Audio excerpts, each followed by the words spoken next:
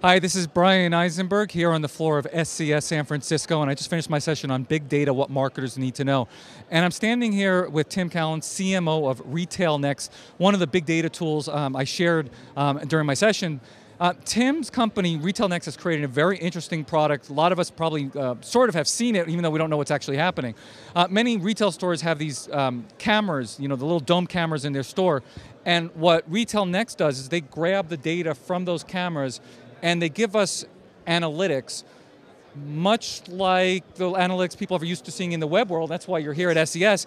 But traditional retailers, what's their take on this stuff? Well, absolutely. So for decades, online retailers have been able to measure to a great deal of precision what is going on their website, to the point where they say, are red buttons better than blue buttons? But in the brick and mortar world, where the majority of spending still takes place, these tools haven't been available, and it's been about intuition or really crude tools, surveys and things like that.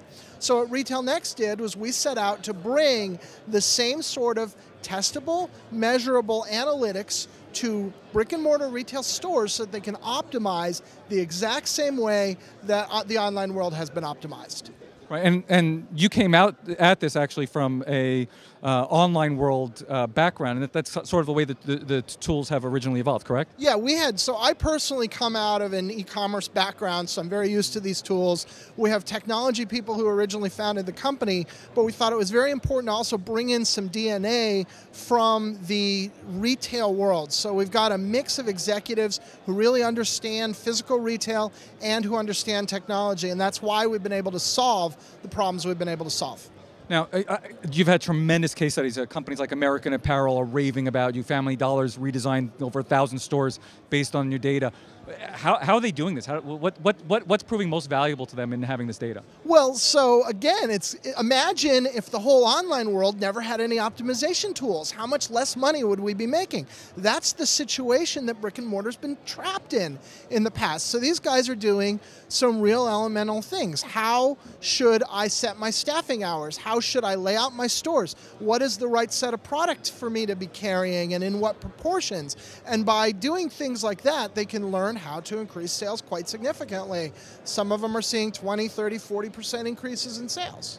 Now, I mean, I talked about two pretty good-sized brands. If you're a retailer and interested in this, what size of store, what size of company are you looking at to get involved and take advantage of something like a RetailNext? Well, that's a great question. So it's really very scalable because our pricing is per store, and you have to install one appliance per store. It's pretty easy. You just bring a server in. So we've got people as low as 10, 20 store chains that are using the product, all the way up to people with thousands of stores. So it really works well for retailers of almost any size. And if they want to find out more information about RetailNext, can you let them know where they should go? Go to www.bviretailnext.com. This is Brian Eisenberg on the floor of SES San Francisco. Stay tuned for a lot more coverage from the floor.